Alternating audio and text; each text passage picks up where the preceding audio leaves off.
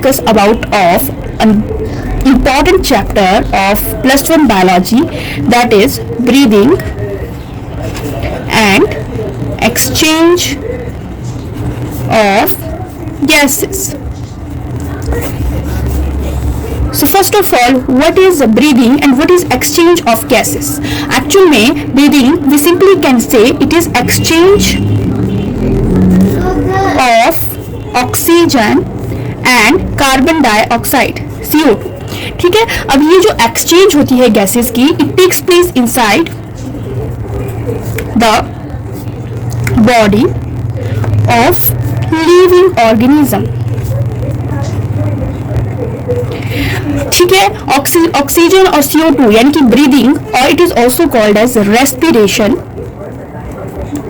Clear? तो इसको हम चाइल्डहुड से पढ़ते आ रहे हैं. साइंस का ये बहुत इंपॉर्टेंट टॉपिक रहता है कि व्हाट इज रेस्पिरेशन. ठीक है, तो रेस्पिरेशन का मतलब होता है जब ऑक्सीजन और कार्बन डाइऑक्साइड का बॉडी के अंदर एक्सचेंज होता है by some organ, that is actually called as breathing या फिर रेस्पिरेशन. ठीक है, तो यूजुअली ह्यूमन बींग्स के अंदर या एनिमल्स के अंदर ये प्रोसेस जो होता है it takes place through lungs.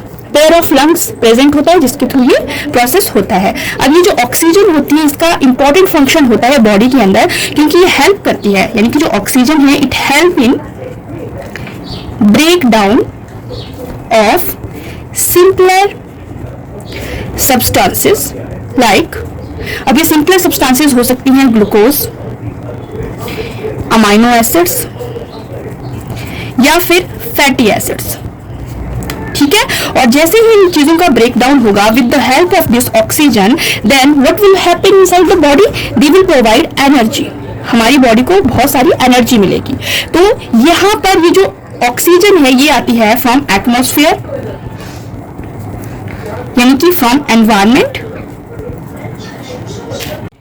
ठीक है, ये ऑक्सीजन आती है फ्रॉम एटमॉस्फेयर या फिर एनवायरमेंट. ठीक है, तो एनवायरनमेंट से आती है ऑक्सीजन, और जो कार्बन डाइऑक्साइड है इसको प्रोड्यूस करती है बॉडी, यानी कि बॉडी टिश्यूज प्रोड्यूस करते हैं.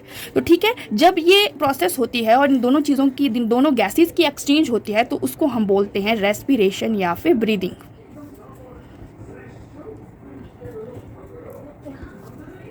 अब देखिए, ये जो रेस्पिरेशन होती है ये डिफरेंट टाइप ऑफ ऑर्गेनिजम्स के अंदर डिफरेंट तरीके से होती है. जैसे कि मान लो हम एग्जांपल लेते हैं अर्थवॉर्म का.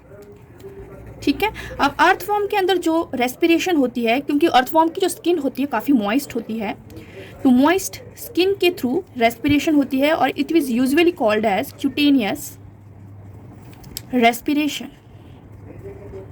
ठीक है, different type of respirations usually occur in different type of organisms. तो अर्थवॉर्म के अंदर होती है क्यूटेनियस रेस्पिरेशन.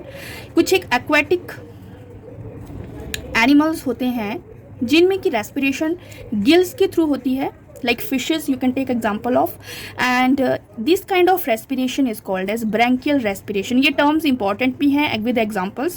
तो यहाँ से questions बनते हैं, जैसे branchial respiration क्या होती है, cutaneous respiration क्या होती है. then कुछ organisms जो हैं वो respire करते हैं through we can say that network of tubes. कुछ एक ट्यूब्स का नेटवर्क होता है, usually it is find in case of insects. ठीक है, तो इस तरीके की रेस्पिरेशन को बोला जाता है ट्रैकियल रेस्पिरेशन. Tracheal respiration. और जिन ऑर्गेनिजम्स के अंदर लंग्स के थ्रू रेस्पिरेशन होता है, this kind of respiration is called as pulmonary respiration. Pulmonary respiration. और ये जो पल्मोनरी रेस्पिरेशन है usually it is found in case of mammals, birds. ठीक है, मैमल्स और बर्ड्स के अंदर ये रेस्पिरेशन पाई जाती है, and also it is find in case of amphibians. ठीक है, एम्फीबियंस में जैसे फ्रॉग का आप एग्जांपल ले सकते हो. तो फ्रॉग एक एक्सेप्शनल केस है. इसके अंदर जो है फ्रॉग जो है ये लंग्स के थ्रू भी रेस्पिरेशन करता है, एंड इसमें जो है क्यूटेनियस रेस्पिरेशन भी पाई जाती है, स्किन के थ्रू भी रेस्पिरेशन करता है. ठीक है, तो ये भी एक इंपॉर्टेंट पॉइंट है टू कीप इन माइंड.